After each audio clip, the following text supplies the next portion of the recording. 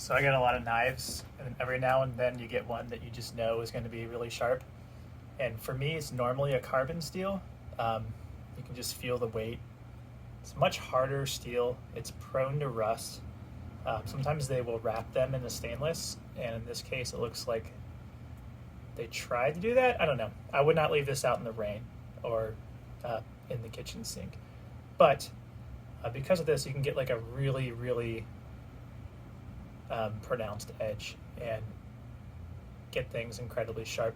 So I would love to try to do that with this one and then show you that it can pretty much go, you know, punch for punch with any other knife that you can buy.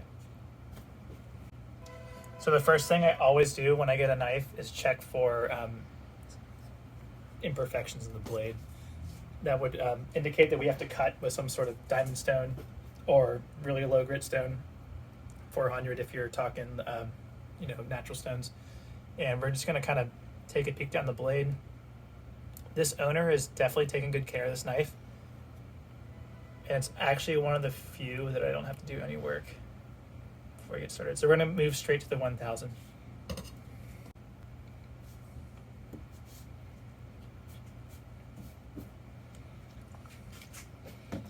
a little water on there. Mud it up a little bit so it can stick. And then we're going to finish the 1000 grit. We're very close.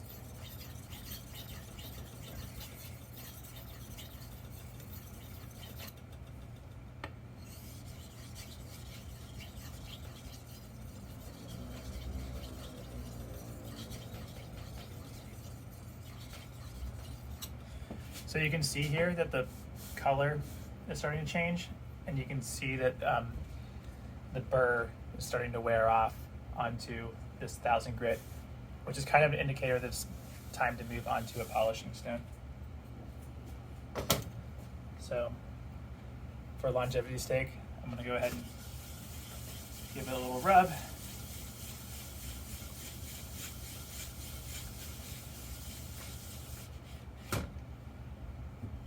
Then we're coming out with the 8000 grit, going into the holder.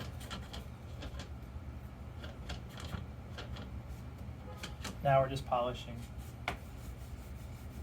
Need a little mud here, it's going to want to stick. This is an 8000 grit Nanawa Nagara stone.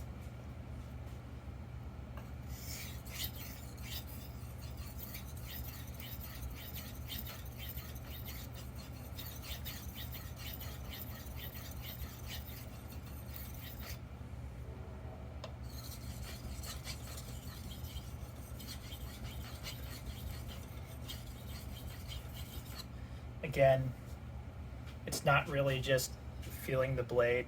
You know, you feel the mud, you feel the metal coming off, you hear it. You're just moving this burr, kind of like a soda can when you're trying to take the tab off the top, pushing it to one side, pushing it to other. At the very end, you're really just cutting it off. And that's what the stropping motion is doing.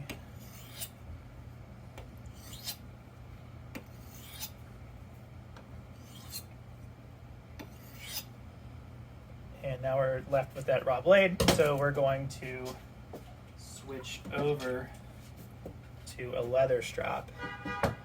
And the point here is polishing.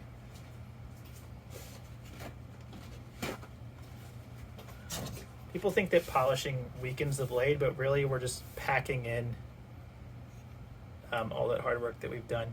And on like a 1000 grit, you're going to have a lot of ridges and valleys, which can get lost when you're cutting into things. But if you have a nice polish on it, then you won't be losing any material, and it should stay sharper for longer. It's really just the edge that you choose, which will affect the length of how sharp it will stay.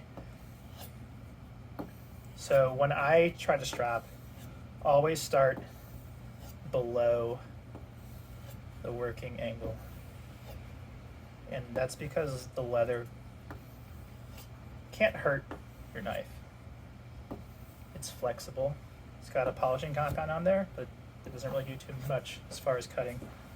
And then I try to work it up, right? Lift the angle up a little higher.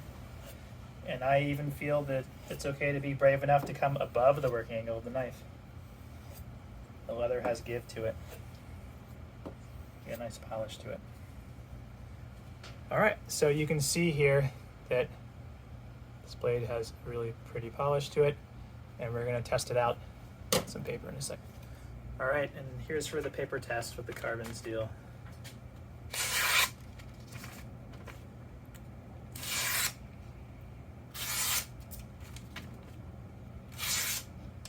Pretty awesome. There you go. That's why you should have at least one carbon steel knife in your arsenal.